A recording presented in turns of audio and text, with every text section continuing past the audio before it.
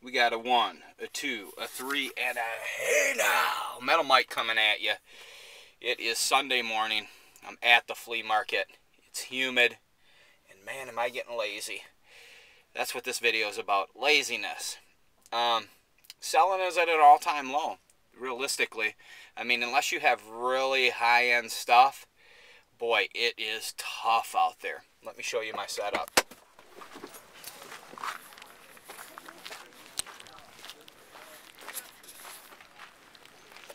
So we got 3 tables, pretty well sized down. Miscellaneous shit.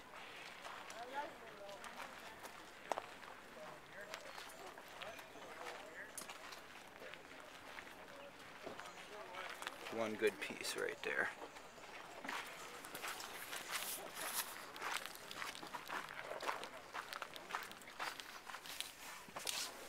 So here's the deal. Let's get rambling, right? Let's talk.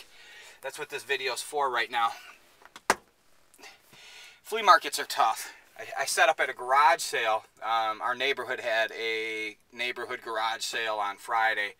I got up early, 4:30 a.m. I set up an elaborate production, but yet not too over the top because I didn't want to break my back. And I really only had about 3 or 4 hours I could put in before I had to bail. So, all said and done, what did I make that day? I made 30 bucks. I mean, I sold one frickin' item. Oh, 2 items. My fault. I made $35. So, that being said, not good at all. Dejecting, to say the least. And really what it does is it put things in perspective as far as inventory. A lot of this shit that I've collected over the years has got to frickin' go. I mean, we got to blow it out. But, of course, then we got to be cautious, too, because if you go around to the vendors at these flea markets, 90% of it is pure crap. And my inventory looks like gold compared to it. In the reality, though, my inventory that I have here that I'm trying to get rid of, to me, is shit. It's all about upgrading. Upgrade, upgrade, upgrade. And that's what I can tell you guys. Yes, you can keep busting along. Bread and butter, we'll call it. A buck here, a buck there. We're going to be all right. But overall, man, get rid of the shit and be more picky when you're buying. Walk away. If there's a piece, you know, that you're interested in, walk away. Now, here's a great story I got to tell you. This one infuriates me. So I know I'm going to get lots of different responses. Everything from quit being a crybaby to Michael doesn't know how to take rejection. But here's the setup.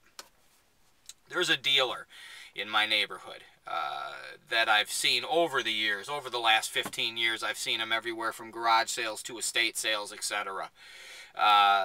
He would insult me because, remember, when I started out, I was driving the alleys. Sanford and Son, junk man. So he would take shots at me and laugh at me with the other dealers. Oh, hey, junk man. At one point, I got pissed. Wrong move, right? Because in the reality, we want to remain calm. But I got pissed, and I blew this guy off, and I gave him a few dirty looks, and then from that point on, whenever I seen him, didn't have nothing nice to say about him. Well, a few years passed, and as I'm getting older, I'm maturing and deciding to let things go, and I thought, shit, you know, what am I angry at this guy for? Let's be nice to him.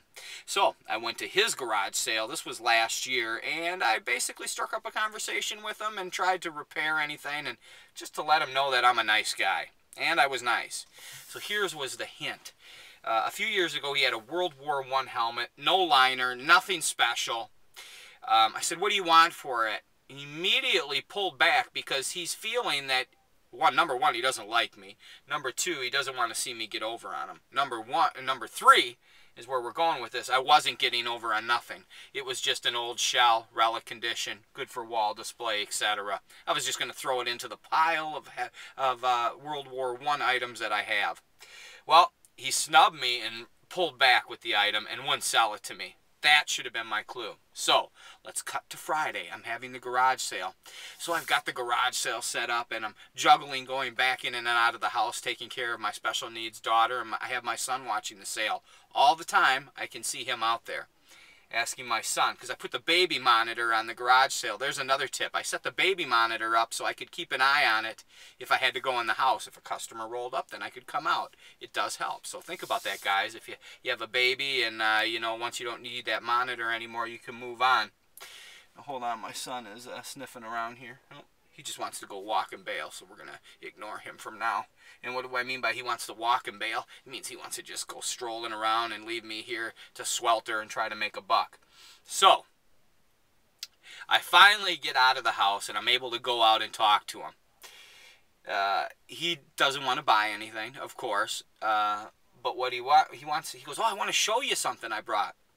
He comes out with this awesome piece, World War I trench art. Now, immediately, I've never seen one of these before, so I'm looking it over, and he's like, oh, it's a machine gun cooler can. So it was about this big can, German markings, but it had been painted gold in the early 1900s, and then it had been put souvenir of da-da-da with the date. Well, shit, this is exactly what I want for my collection. So I'm like, well, it's German. He's like, well, what do you think it's worth? I was like, you know, to a collector, you know, low-end starter, this is a good piece for display, etc. An accent piece, really, not a high-end piece. What do you want for it? And he goes, well, I'm not sure what I want for it. He's picking my brain to see what I know about it, etc. He's really hyped about it. And I'm like, well, it's got the gold paint on it. That's not original. Immediately he counters me. And he's like, oh, I don't know. I think it. No, it's like, no, that gold paint has been put on there. You wouldn't have a gold machine gun cooler in the field. You're going to get killed. Long story short. So I go, well, you didn't come here just to, because he knows I collect military. He knows it's my passion. So I go, well, you didn't come here just to show me this, not to sell it to me. Just kind of see if you knew what it was and make me an offer. I'm like, I don't know, what do you want on it? And he goes, well, what do you give me? And so I kind of sit there for a second. I go, well, I don't want to overpay for it. And he snickers and says, basically, he wants me to overpay for it. He wants to get the top buck for it. So he frickin' snubs me. He doesn't sell it to me. He comes to my sale, brandishes it to me, picking my brain, and then doesn't fucking sell it to me. Boy, it pissed me off and it rubbed me wrong. And I'll tell you what, that piece of shit is on my shit list. Fuck him. I immediately got online after he was gone later in the day, and I was able to find the piece, and I found that they sell anywhere between 100, 200 out of the country. But that's a buy it now price. That's not the reality. One sold for 100. At the sale, I had offered him 58 bucks. So I was probably under a little bit, but that was all I had in my frickin' pocket. And he turned me down, of course, because he thinks he's sitting on a piece of gold. What am I angry about? What am I bitching? What am I ranting about? The fact that he brought it to my sale, brandished it, knowing that I would be drooling for it, and then pulled it back and wouldn't sell it to me. Wow. People are shit. And I tell you why. I give people deals all the time, yet I can't fucking get a deal. Am I crying about it? I guess I am. I'm complaining. I'm ranting. But I'm venting and I'm letting it out. And you guys can hear this and take and run with it however you want. You can say, Mike's a fucking baby. Yeah, I am a baby. I like to get my toys. But to me, it was just a weak move. Who does that? Who goes and brandishes something they know collects it and then doesn't have a price on it? Everyone's always got a price. All he had to do was name something. If I would have been in the ballpark, I would have bought it. If not, I would have moved on. Last one. Not similar, but pretty close for asshole. Minnesota. Minnesota nice. We hear about it all the time. Boy, is that a fucking joke.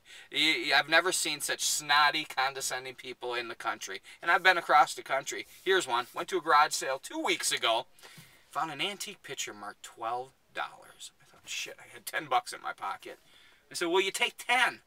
Nope. We just started the sale. Can't do it. I said, well, shit. So I scraped. I remember I had 4 quarters. I go, I'll tell you, how about 11? And I was shut down. Isn't that something? Wah! So I'm at the flea market. I'm not selling much. I'm ready to fucking pack up. This is really just reassessing. Not reassessing, but getting back to the point about wanting to downsize and get rid of the shit.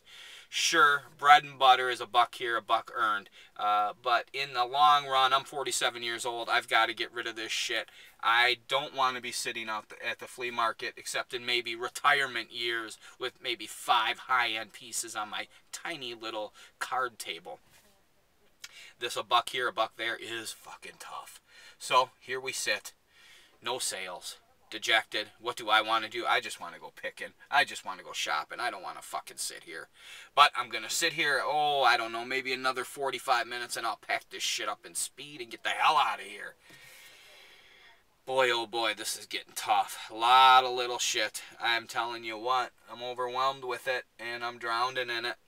And it's going to be a slow, tedious process. Remember that, guys. If you got tons of smalls, it's slow. Get on it. Start pumping that shit out. Throw shit out if it's shit. Don't hold on to shit, because I'm having a hard time even selling something that's a little above shit. Hey now, Metal Mike, always complaining, always ranting, always hunting, always picking.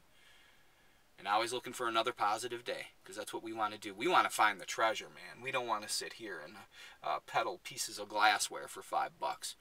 Hey now!